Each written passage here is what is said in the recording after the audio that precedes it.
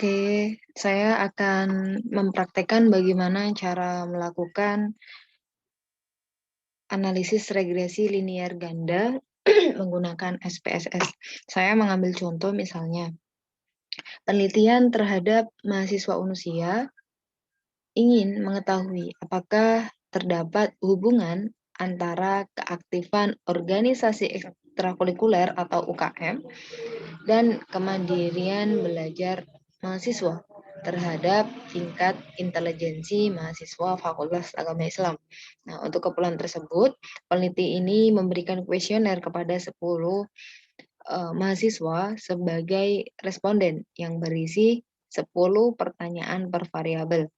Nah, penelitian ini hampir mirip dengan penelitian analisis regresi sederhana, di mana penelitiannya menggunakan skala pengukuran Likert dengan skor 4 sangat setuju, 3 setuju, 2 tidak setuju, dan 1 sangat tidak setuju. Nah, kemudian data total hasil jawaban variabel keaktifan ekstrakurikuler itu ditandai dengan simbol X1, terus kemandirian belajar ditandai dengan simbol X2, dan intelijensi ditandai dengan simbol Y. Nah, oke, langsung saja saya akan mempraktekannya. Pertama, kita buka terlebih dahulu aplikasi SPSS, kemudian pada kolom name, kita ketik responden pada baris pertama.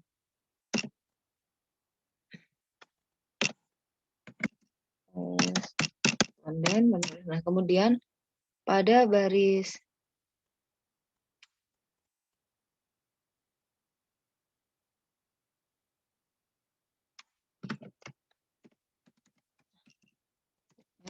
kemudian pada baris kedua yaitu kita ketik dengan X1. Pada baris kedua, pada baris ketiga kita ketik X2, kemudian pada baris keempat kita ketik Y. Nah, oke. Kemudian pada kolom tipe, untuk kolom responden,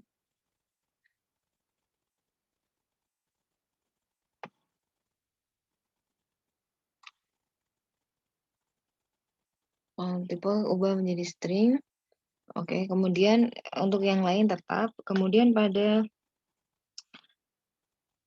kolom desimal kita ubah semuanya menjadi 0.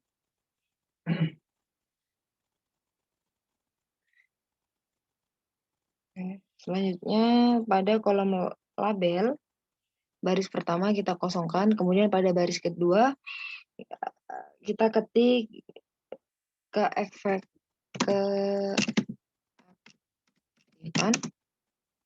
ekstrakurikuler.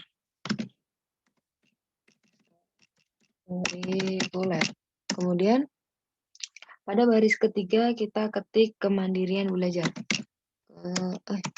Kemandirian. Nah, kemudian pada baris keempat kita ketik intelijensi. Nah, kemudian kalau sudah seperti ini,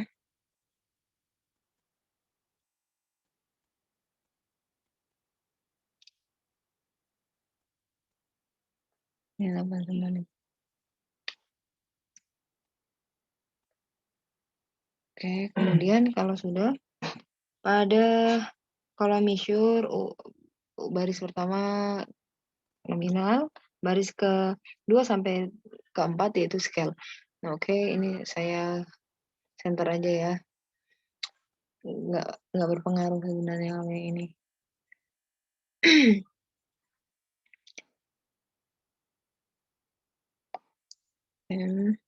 Kalau sudah, kemudian kita melakukan pengisian data. Nah, kita klik data view. Nah, pada kolom responden, masukkan semua responden. Nah, saya udah ngetik di apa ini namanya?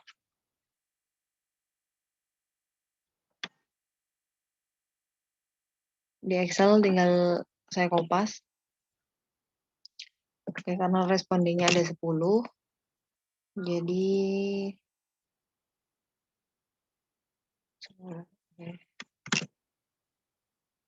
kemudian pada X1 saya masukkan total jawaban untuk keaktifan ekstrakurikuler. Ekstrakurikuler, oke.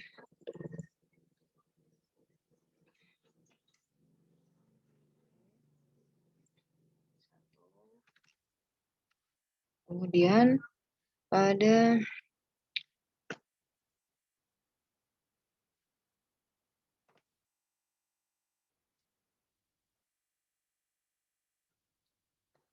X2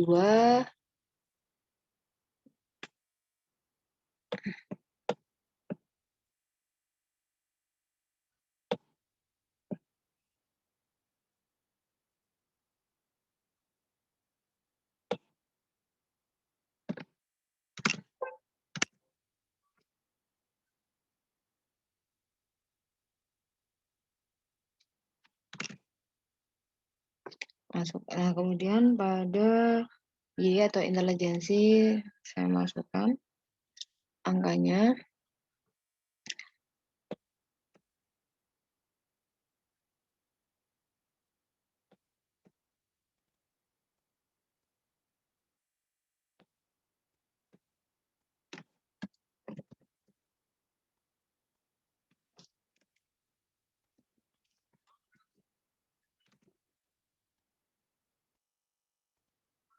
Oke.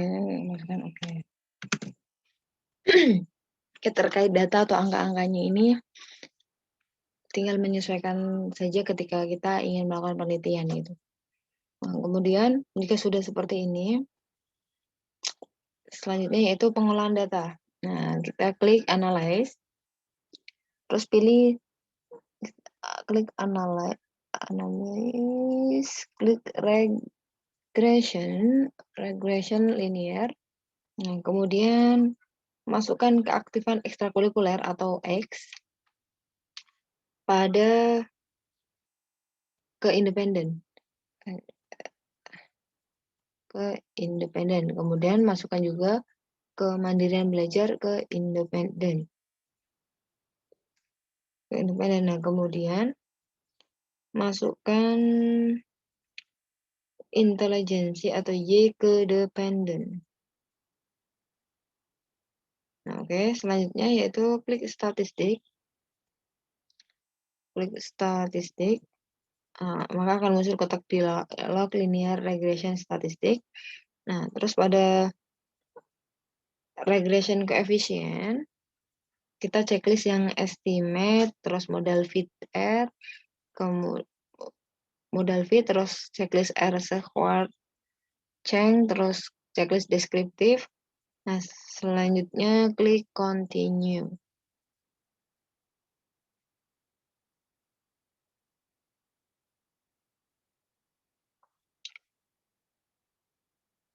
Nah, kemudian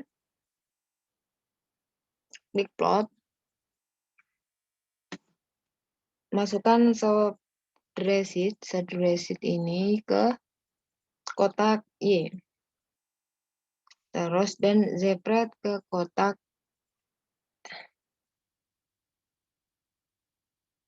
X. Nah, oke. Nah, maka akan nampak seperti ini.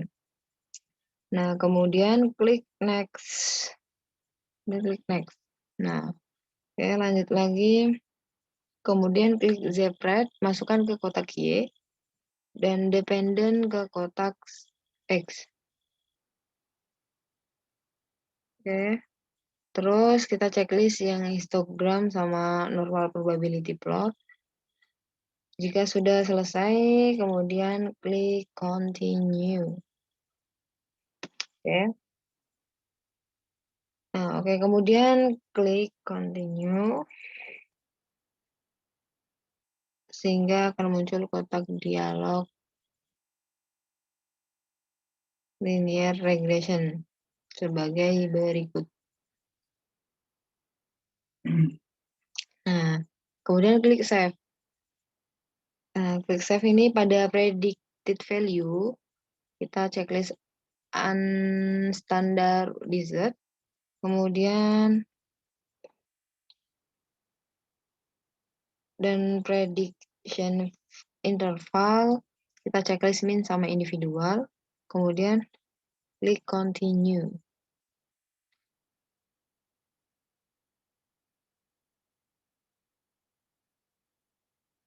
Oke. Jika sudah, kemudian klik option. Pastikan bahwa taksiran probability dalam keadaan default sebesar 0,05 atau 5. Terus kemudian klik continue. Oke. Jika sudah yakin dengan semuanya, kemudian klik OK, maka akan muncul hasilnya seperti ini. Oke, bentar, masih proses. Oke.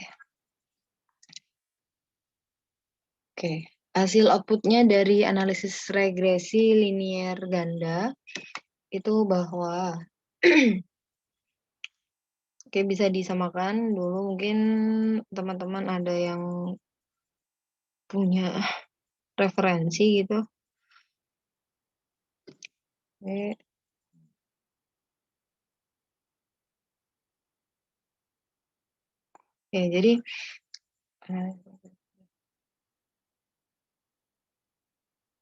Oke, jadi jumlah responden yang dilakukan oleh peneliti ini kan ada 10 orang. Nah, terus rata-rata tingkat intelijensinya itu sebesar 40,2 dengan standar deviasi 5,007.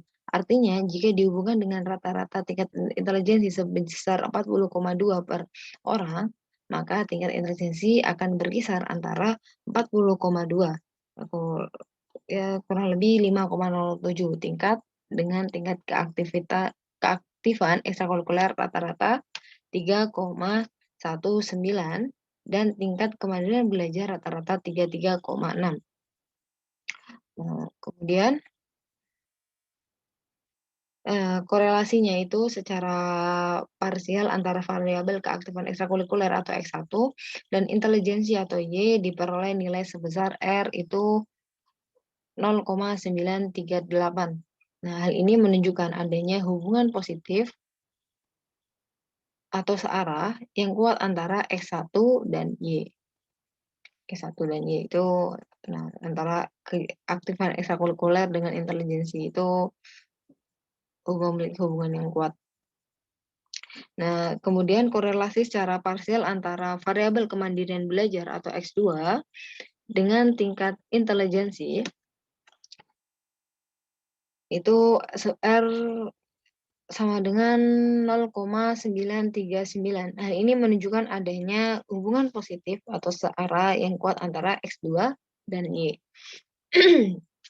Kemudian, pada variabel insert atau remove, ini di tabel ini hanya berisi informasi bahwa semua variabel berhasil dimasukkan. Nah, tidak ada yang dikeluarkan. Nah, kemudian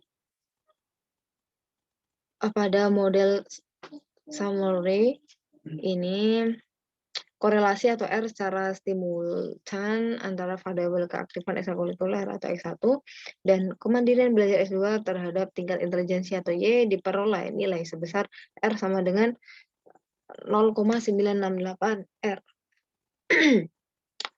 Nah, square atau korelasi koefisien. Nah, sebesar 93,8%. Menunjukkan kontribusi yang disumbangkan X1 dan S2 kepada Y.